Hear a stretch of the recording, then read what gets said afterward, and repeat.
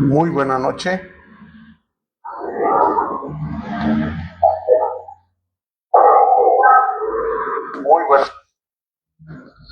Muy buena noche. Bendiciones, bendiciones, bendiciones. Qué bueno que usted ya se está conectando y que tenemos la oportunidad de podernos mirar y tener esta comunicación a través de este medio. Deme un segundo nada más.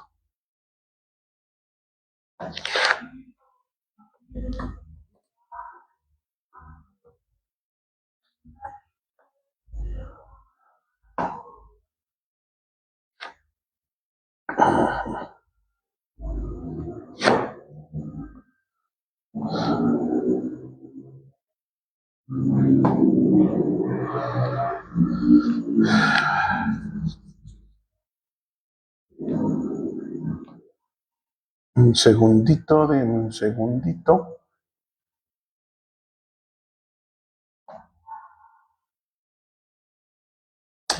Ok. Muy buena noche. Noche de viernes, bendiciones, bendiciones. Es un gusto, es un placer poder meditar en las Sagradas Escrituras. Definitivamente, cada que tenemos la oportunidad de poder meditar en los principios que se encuentran en las Sagradas Escrituras, siempre será de bendición, siempre sacaremos provecho de ello, porque el vínculo que tenemos con el Todopoderoso, con el Creador, seguramente se hará más fuerte.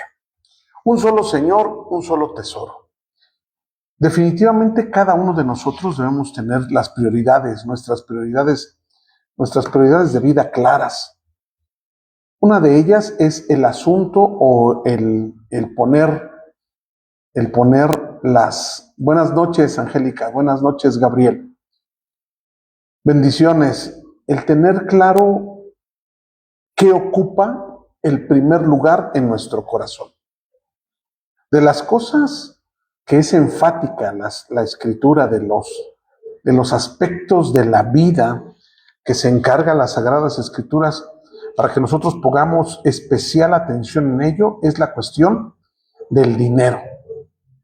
Obviamente, la Escritura nunca presenta una división entre la espiritualidad y el dinero, sino más bien tiene que ver, o no tiene que ver tampoco con una renuncia, con renunciar a los bienes materiales, sino más bien es quién ocupa el primer lugar en nuestro corazón. Y obviamente con ello hacia dónde estamos dirigiendo nuestro destino. Porque no es la decisión, nunca se trata de decidir si quiero ser rico o quiero ser pobre. No, sino más bien es en dónde voy a invertir mi servicio, en dónde voy a invertir el servicio que yo decido dar. Si servir al Señor o si servir a las riquezas. Obviamente siempre hay una cuestión muy importante, porque la raíz del conflicto no tiene que ver con otra cosa, sino con el corazón y las cosas que no podemos ver de una forma pues inmediata, que no podemos ver de una forma inmediata. Son las cosas que tenemos que nosotros aprender a mirar. Buena noche, Crece, bendiciones. Porque está en dónde voy a poner el corazón. Mateo, capítulo 6, verso 21, está muy claro. Donde está tu tesoro, allí estará tu corazón. De hecho, el problema nunca será el dinero. El problema no es el dinero, sino la capacidad que el ser humano le da a este para que se convierta en el centro de nuestra confianza. Pablo advierte, el amor al dinero es la raíz de todos los males. Primera de Timoteo 6:10. Es entonces que no es el dinero. La Escritura está muy clara. La raíz de todos los males es el amor al dinero, que puede llegar un momento en nuestra vida que vamos a poner demasiada confianza en el dinero. No, la escritura, repito, no está peleada con que nosotros determinemos si quiero ser rico o ser pobre. La espiritualidad no se trata de renunciar a las riquezas y decir, no quiero las riquezas. No, no, no. La espiritualidad auténtica se define por amar a Dios por sobre todas las cosas y al prójimo como a mí mismo. En Deuteronomio capítulo 6, verso 4 y 5, está claro, dice, escucha Israel, el Señor uno es, y luego amarás al Señor tu Dios con todo tu corazón, con todas tus fuerzas. Cuando habla de todas tus fuerzas, los comentaristas clásicos, al explicar esta frase de con todas tus fuerzas, ellos explican que se refiere con todas tus riquezas. Porque obviamente para la espiritualidad y el servicio a Dios, en Mateo capítulo 6, verso 24, está muy claro que es imposible poder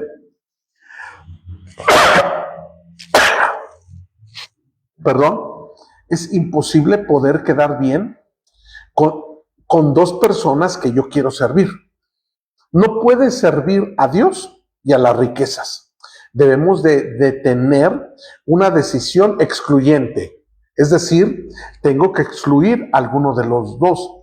Las riquezas es presentado no como un rival de Dios, sino más bien es que nosotros le damos poder a las riquezas y las riquezas me van a pedir una lealtad. La espiritualidad tiene que ver hacia dónde estoy inclinando, hacia dónde estoy disponiendo mis capacidades, mis atenciones, mis prioridades. Cuando decimos las riquezas o leemos las riquezas, es un vocablo arameo que se refiere a la riqueza, al capital económico, a las posesiones legales. Pero también puede significar aquello en donde yo pongo mi confianza, en donde yo deposito mi confianza. No puedo servir a dos señores. No es que esté comparando a Dios con un objeto inanimado, que en este caso son las riquezas, sino con algo de este plano, en este mundo, a quien yo le estoy dejando la autoridad de mi ser, de mi corazón. ¿Por qué? Así como alguien pretende servir a Dios, nosotros pretendemos, o los seres humanos tienen el momento en su vida en que pueden elegir servir a las riquezas. ¿Por qué? Porque en este sistema de valores se está sustituyendo la capacidad de proveer seguridad, identidad, propósito, atributos a algo que no es Dios, cuando las cosas que he mencionado serían y tendrían que estar vinculadas, tendrían que estar relacionadas solo con Dios. Es decir, la seguridad, la identidad, el propósito, todas estas cosas y muchas más tendrían que estar vinculadas con Dios, pero no con el buscar riquezas, porque entonces estas cosas que acabo de mencionar solamente deben de estar vinculadas con Dios. Mi seguridad tendría que estar vinculada con Dios. Mi identidad obviamente tendría que estar fundamentada, basada en Dios. Mi propósito, obviamente, para aquellas personas que estamos buscando apegar nuestra vida a lo que dice las Sagradas Escrituras y a lo que demandan ellas. Porque de entonces, cuando nosotros le damos estos atributos, seguridad, identidad, propósito, entre otros, a las riquezas, le estamos dando calidad de divinidad a las riquezas. Debes de recordar que también se encuentra escrito en Lucas capítulo 12, verso 16 y verso 21, que aquella parábola, aquel relato, ilustración, en donde se narra de un rico que es, además de rico, tiene el adjetivo de que es insensato, que almacenó para sí riquezas, pero al final del verso 21 dice, pero no fue rico para con Dios. Su muerte llegó inesperadamente, mostrando justo eso, una falsa inseguridad en las riquezas. Por otra parte, también miramos a Rico y el Lázaro. El rico está vestido con vestiduras, valga la redundancia, finas, y termina que en el plano de la vida venidera, sus recompensas son tormentos. Es decir, no por ser rico tiene asegurado un descanso eterno, sino justo está esta parábola del rico y el Lázaro, está disponiéndonos, está poniendo, entre otras cosas, para que meditemos qué se hace con las riquezas, dónde está mi corazón en cuanto a ellos. Es por eso que también Jesús enseñó con muchísima autoridad que es más fácil que un camello pase por el ojo de una aguja que un rico que entre al reino de los cielos. O sea, no descarta esa posibilidad, pero que alguien que se ha dejado seducir y que pone su identidad, pone su confianza y su propósito en las riquezas, obviamente va a ser muy difícil desvincularse de eso, desapegarse para tener un apego al Creador. Ahora, ¿cómo es que nosotros podemos librar nuestro corazón? ¿Cómo es que nosotros podemos sanar nuestro corazón, tener un manejo claro de las riquezas? Si hasta ahorita hemos expuesto que no es el propósito divino, que nuestro vínculo y nuestro amor sea desmedido a las riquezas, no que no tengamos una precaución de ir a trabajar, de ser responsables en el negocio, de tener un trabajo estable. No está hablando eso, porque el problema no es el dinero. El problema, ni siquiera ahorita, en lo que estamos hablando, no es de cómo lo administras. El asunto es cuando mi corazón, yo decido inclinarlo a las riquezas y no inclinarlo a Dios. Poner mi confianza, poner mi propósito, inclusive en algunos casos, poner mi valor en cuanto poseo. No, porque mi valor, mi riqueza, mi propósito, mi destino, no está en las cuestiones materiales, sino está en mi vínculo, en mi relación con Dios. Y definitivamente de mi relación con Dios dependerá mi vínculo, dependerá mi propósito, dependerá mi seguridad para aquellos que deseamos poner nuestra confianza en lo que se encuentra escrito en la Biblia. Habrá quien tenga un pensamiento diferente y lo respetamos, pero para aquellos que deseamos dirigir nuestra vida según la Biblia, pues obviamente tenemos que poner principal atención cuando la Biblia nos llama no a tener un equilibrio y tener nuestro corazón justo aplicado, como leímos antes en Deuteronomio 4, amar a Dios con todas las cosas y no dividir nuestro corazón entre a quién voy a servir o a quién voy a dar prioridad, entre las riquezas, que es el tema que estamos abordando en esta noche, y Dios, porque eso no va a ser, o sea, no es posible. No es posible.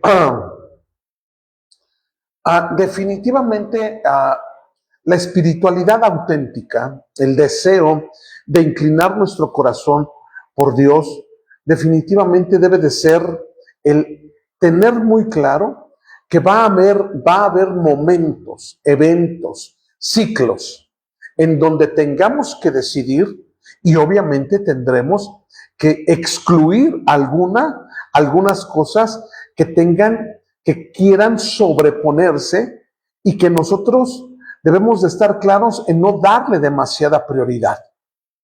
Vino un joven que tenía dinero delante de Jesús, le llamó maestro bueno, ¿qué tengo que hacer para heredar el reino de los cielos? Mateo 19, y comienza a narrar, hay varios aspectos, y al final Jesús le pide Vende todo, dalo a los pobres y sígueme. Porque obviamente la espiritualidad va a implicar una libertad interna frente al justo a lo que este sistema quiere priorizar. Hay personas, hay inclusive libros, y habrá personas, habrá habrá lecturas que dirán y que se inclinarán por decir que justo tu valor dependerá de cuánto tienes. Si cambias constantemente de teléfono, si tienes la capacidad de estar comprando tenis constantemente, de arreglarse constantemente el cabello, las uñas, de comprarse tal perfume porque eso te va a dar estatus, pues repito, para las personas que deseamos llevar nuestra vida por otro rumbo, según lo que dice la Biblia, en eso no estará mi valor. Porque justo hay un momento en el que debo de excluir y debo de tomar prioridad y debo de tomar conciencia que mi valor no está en mi capacidad económica, sin que esto quiera decir que no voy a ser responsable en las cosas que yo debo de proveer a mi familia, sino que sencillamente eso no es mi seguridad, puesto que ya vimos que el rico aquel dijo, voy a expandir, voy a remodelar mis graneros para que quepan más, y esa noche sorpresivamente venían por su alma. Es entonces que cuando este otro joven rico, por eso es que justo en lo que se conoce como el Nuevo Testamento hay una constante de muchos versos y muchas ideas para reforzar justo esta idea. Vino este rico y le dijo, tienes que venderlo todo y entonces me tienes que seguir, porque debe de la persona que aspira a una espiritualidad, la persona que aspira a un vínculo con Dios, definitivamente debe de llegar un momento en el que debe de luchar por mantener esa libertad interna, porque definitivamente eso es justo una de las cosas que nos va a ayudar a mantener el equilibrio. Ahora, definitivamente, cuando el pueblo de Israel, los hebreos, salieron de Egipto, se encontraron con Dios en el monte Sinaí, según Éxodo capítulo 19, y todo lo que resta del capítulo de Éxodo. Inmediatamente viene Deuteronomio, y en Deuteronomio, Levítico, no viene Deuteronomio, después de Éxodo viene Levítico. Y justo en Levítico, en el capítulo 25, va a haber unas leyes que son bastante interesantes y que justo podemos aprender mucho de lo que estamos hablando ahorita.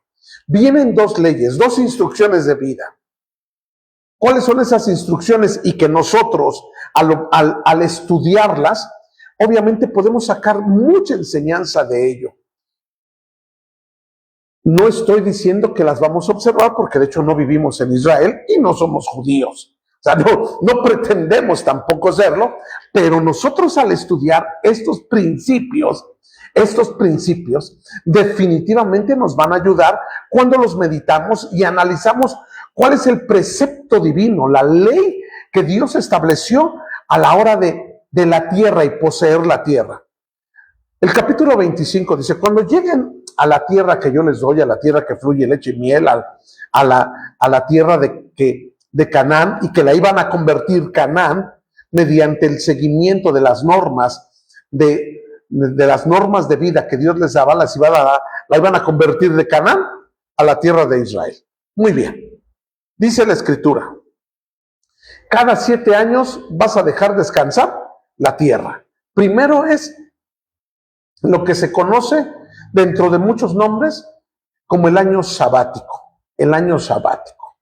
En hebreo es Shemitah, el año séptimo. El año en donde la tierra tendría que descansar cada 7 años. Para una economía que obviamente hoy puedes invertir en la bolsa y hay muchas formas de ganarte el dinero, en aquel entonces el pueblo de Israel, al llegar a la tierra que Dios le había prometido, la forma en la que se iba a mover su economía era una economía agrícola. Es decir, iban a poder ganar mediante la agricultura y también la ganadería. Muy bien. Esa era la forma más básica de poder hacer dinero en los tiempos que estamos hablando. También, obviamente, se comerciaba, pero básicamente era una cultura agrícola. Al séptimo año tendrían que descansar. Aquí surge una pregunta. ¿Cómo voy a dejar descansar un año la tierra si de eso dependo? Y es allí justo esta ley, esta ordenanza que Dios ordenaba cada 7 años a decir, mira, si tú no aprendes a hacer un alto y a parar, y yo no te enseño en la vida práctica cómo es que tú tienes que ejercer confianza no en tu trabajo, sino confianza justo en cómo yo te puedo suplir, no vamos a avanzar y nuestro vínculo no va a ser fuerte. Debes de recordar que durante 40 años ellos no hicieron absolutamente nada para comer y vestirse. El libro de Deuteronomio, ahora sí, nos dice continuamente que no se debían de olvidar cómo fue que Dios los sostuvo en el desierto. ¿Cómo fue que Dios los sostuvo? Bendiciones, Mario. Un saludo hasta Campeche. Un abrazo fuerte, Mario, de verdad. Qué bueno que nos saludas y que estás aquí. Bendiciones. Constantemente le dicen, no te olvides que mientras estuviste en el desierto, ojo, no tuviste que gastar un centavo para comer. No tuviste que gastar un centavo para cambiar tu ropa. De hecho, mientras ellos crecían, sus vestidos crecieron. Tu pie no se hinchó, también tu calzado creció junto contigo. Ahora, vas a llegar a la tierra de Canaán, vas a entrar en una cultura económica agrícola. Ya estás sembrando, eso no ha cambiado. Vas a tener que aprender a confiar en mí. Vas a tener que dejar descansar cada 7 años. Vas a dejar descansar cada 7 años la tierra. No vas a sembrar. Lo que crezca no va a ser para ti, para el que es el dueño de la tierra. Vas a dejarlo para otras instancias. Por eso no, el año sexto, yo te voy a bendecir el año sexto. Debes de aprender a confiar que el año sexto hay muchas formas de interpretar lo que está escrito en Levítico 25. Una de ellas es, le vas a dar el año sexto y te voy a producir lo del año séptimo y lo del primer año, es decir, lo de 2 años. Te va a producir 3 años, lo del año sexto, lo del año séptimo y lo del primer año cuando dejaste descansar la tierra. 3 años te va a producir. Bien, los comentaristas dicen, te voy a multiplicar de tal forma que tus graneros nunca baje el grano, o voy a producir tanto en tu campo que vas a trabajar, lo vas a recoger y vas a recoger lo de 3 años. Lo que está claro y muy claro es, yo te voy a sostener el año sexto con tu trabajo, sí, pero con mi bendición, dice el Señor, el año séptimo, y mientras siembras en el primer año de la nueva cuenta del séptimo año, yo te voy a bendecir. Y era la forma en la que Dios, lo voy a decir, obligaba al pueblo de Israel a creer. Ahora nosotros, ¿cómo podemos aprender de esto? Aprendamos a descansar.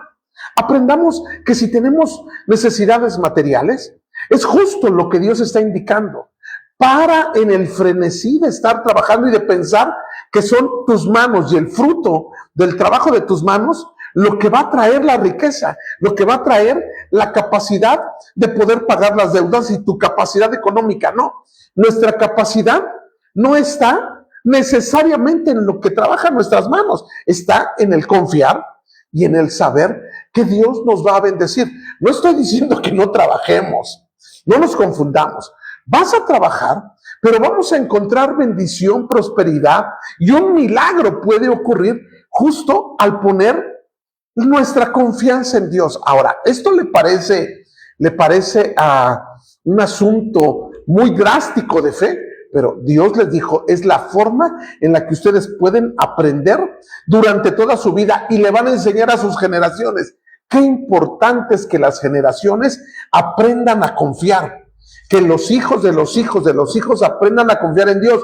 Un asunto es la generación que estuvo en el desierto, pero Dios dice, no los puedo mantener toda la vida en el desierto y tampoco no los puedo mantener toda la vida a base de milagros. Ustedes tienen que aprender a trabajar y en ese trabajo tendrán que aprender a hacer una pausa y a confiar en mí. Y es entonces que Dios dice, tengo que poner una forma, tengo que implementar una forma para que ellos aprendan a que deben de confiar en mí. Hoy nosotros que estamos aprendiendo de esto, que tenemos que hacer una pausa, que tenemos que aprender justo que con lo que Dios nos da nos va a alcanzar. Hay muchísimos milagros y hay muchísimas formas y versos, capítulos enteros en donde Dios está explicando la forma en la que aprendemos a confiar. Ahora, hay otra cosa. Aparte de este otro principio, aparte de esto, de cada 7 años tendrían que dejar descansar la tierra, había otra cuenta que tendrían que hacer. Una cuenta de años, es decir, de como si fueran años. Al año 50 se declaraba el jubileo y al año 50 se regresaba absolutamente todo. Si alguien era esclavo, se perdonaba la deuda. Si había una deuda, se perdonaba. Porque justo también tiene que ver con la economía. ¿Cuál es eso? De que todo lo que tenemos no nos pertenece, le pertenece a Dios, y cada cierto tiempo uno lo recordaba. ¿Cómo lo recordaba? La tierra no es mía, y aunque yo la empeñé, y aunque la vendí, y es entonces que cada 49 años, al año 50 había el jubileo. Todo se devolvía. Y era una forma muy práctica de recordar que todo le pertenece a Dios, que nada es de nosotros, que más bien nosotros tenemos la gran bendición de poderlo administrar y que todo va a volver a su dueño. Mis queridos, esta es una forma, el meditar en que Dios es justo, el que suple todas las cosas, que constantemente estemos meditando en esto, nos va a ayudar a que nuestro corazón siempre se incline al servicio correcto de Dios y que nuestros corazones, nosotros decidamos que es vano y es inútil inclinarlo a las cosas materiales, porque tarde o temprano justo eso no nos va a traer ninguna bendición. Que tenga usted una muy bendecida noche.